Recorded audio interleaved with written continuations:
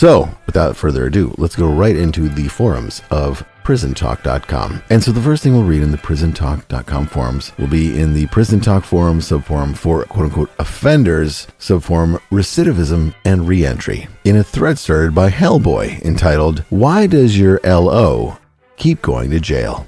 And it goes like this. Why does your LO keep going to jail? Why does he keep reoffending? At what point do you decide enough is enough and put an end to it? I did 2 years in prison, and I promise you I learned my lesson before I even got there. I would never, ever do anything to jeopardize my freedom and risk going back. It astounds me that some people don't seem to mind it. But at what point do you decide that this is never going to get better and that this person is never going to change? And Blah8705 writes, I feel like this question fits better here in this forum. For some inmates, I think they might have tons of family members in prison, and so this life is all they know, hence why jail/prison is a revolving door for them. I think maybe when they get a lot older and see how much time they've spent doing time is when they figure enough is enough, though each person obviously has their own rock bottom. I hope my fiance doesn't ever go back. This was his first time getting in trouble, and none of his family has ever gone to prison, so nobody knew how to deal with this. As for me, if he gets in trouble again, I don't know if I'd stick around again. If he accidentally violates parole, then yes, I would probably stay, but purposely doing anything bad, then no. And Monkey Mookie writes, this is my LO's first time ever, and for me this is enough. If he was to ever get in trouble again after getting out, I would not stick around. I hear the complaining to have to be there every day, how sad he is to be away from his family and sorry he is for hurting everyone. Those things need to be remembered when they are in the free world. I'm with you on the fact that I don't get how people clearly hate having to be in prison and/or probation but yet do something to land themselves right back in. It shocks me on how few the system/punishments seem to really deter. And Candy520 writes, some keep going back because they enjoy it. They feel a sense of power and importance inside. My husband started in and out of the system very young. He was institutionalized. But his family kept being there and still is to this day. They send money, packages, put money on the phones. He lives for it. Out here, he could never adjust and always used being a felon as an excuse. Sad because there are so many success stories. I think back to Shawshank Redemption and the old man who was the librarian in prison and got out, very old, and sadly took his own life because he knew there was no other life than prison.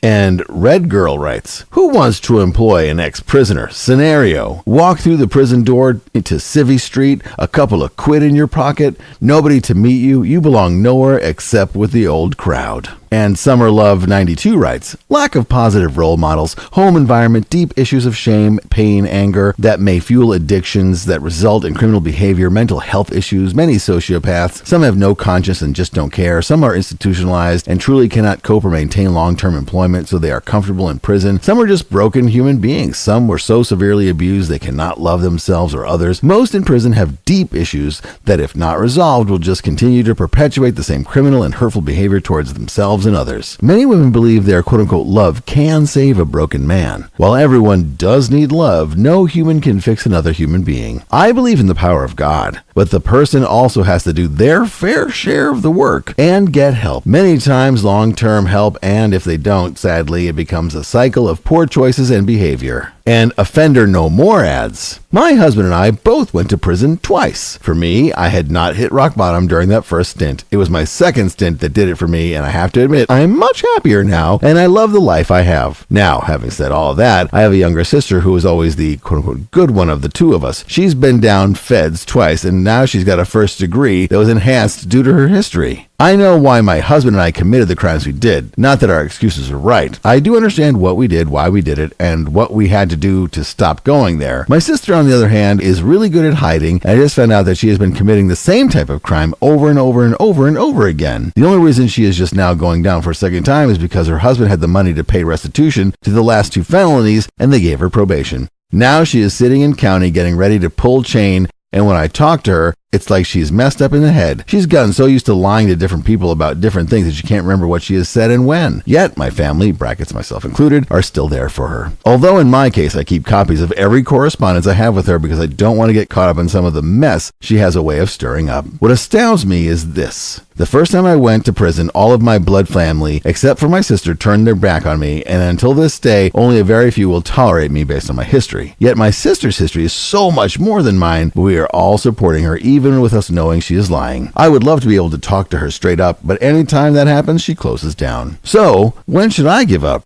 They gave up on me and I made it out, got an education, have a great job, and a really good life. When my sister gets out, she could still have a great life. The difference is she can do whatever she wants, deny it, blame it on someone else, or even try to get someone else to take the charge for her. Yet we will all be there for her because somehow out of the two of us, she is the weak one who is supposed to be defended, shielded, and taken care of. I have no other words than my own experience. I hope this adds to the conversation. Be blessed. And Saffron writes, I was arrested one time and ended up doing 10 years.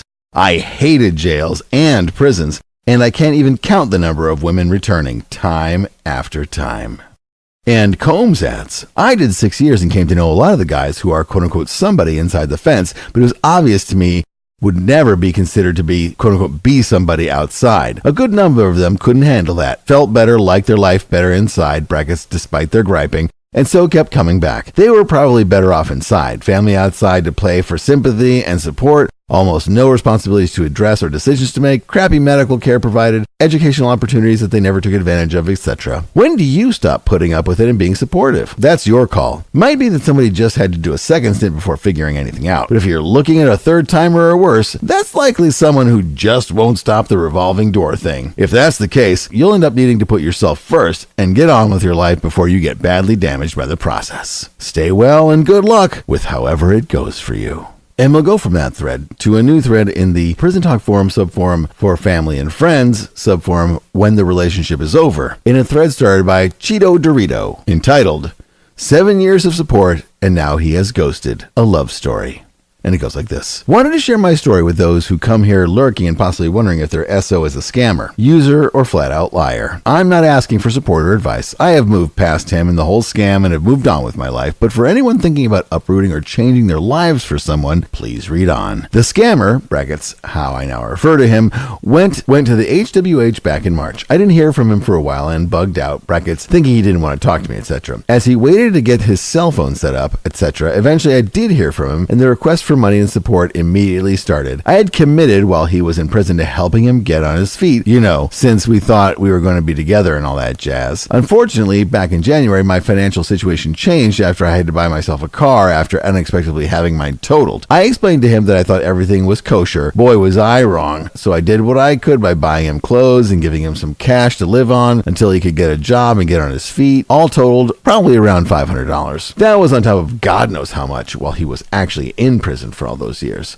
One day while sitting... I just realized that HWH stands for halfway house. So he's been released from prison. That's what the story is. Okay. One day while sitting at home, I got a random call from some car dealership, brackets, he was on the phone, saying they had been told I was going to put down some money for a car for the scammer. I said, whoa, how much? And more importantly, why the hell are you calling me from the dealership? We didn't discuss any of that. Long story short, they wanted $2,000 down, and he later found out the BOP wouldn't approve him taking a loan anyway. So he asked me to send him $2,000 or give my own car to him since I own it outright. Now, given that I'm not stupid or desperate, I said, no fucking way am I doing either of those things. I said, look, if you want to have a reasonable conversation about this, I will, but I will not be threatened or bullied into buying anything for anyone, much less giving my own bought and paid for car to anyone. Get out of here with that shit. I asked him a couple of days later if he wanted me to come see him, and his response, brackets, and I can't make this up, was, quote unquote, only if you're bringing $2,000 with you. I said, nope, bye. I haven't heard from him since. Before I blocked him from my phone, the things he said to me were absolutely appalling. I got called every name in the book. Every issue we ever had while he was in prison got thrown in my face, brackets, and there were many, even though we supposedly had a clean slate. And he said, quote unquote, thank God I don't have to deal with you anymore. You are a slob and I hate you. Okay, bye-bye, scammer. When he first got out, I was really hoping we did have that clean slate. I loved him. He saw me through some extremely dark times and vice versa. I thought he was, quote unquote, the one. I was ready to uproot my entire life and move to the area where he was, brackets, which is his hometown. I was looking for jobs and everything there, all for someone that sold me a bill of goods and he never had any intention of delivering, unless the money train continued. It hurt like hell at first, but now I realize I'm better off without him. Hopefully he'll find someone up to his, quote unquote, standard. Moral of the story, if you think something is off, it probably is. If you're doling out the money hand over fist and putting yourself in a bind, stop. While he was in prison, I can't count the number of times I sacrificed myself for him and had people tell me, quote unquote, cut the money off and see what happens. I did, and he ghosted. I felt stupid for believing this bullshit, but you know what? It was all my choice to do so in the end, and I did so believing what I chose to see through what I call, quote unquote,